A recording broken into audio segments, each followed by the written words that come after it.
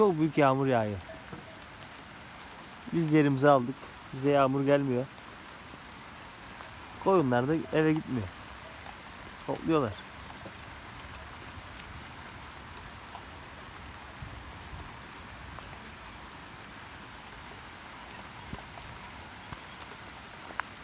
Yağmur hızlanınca daha çok otluyorlar.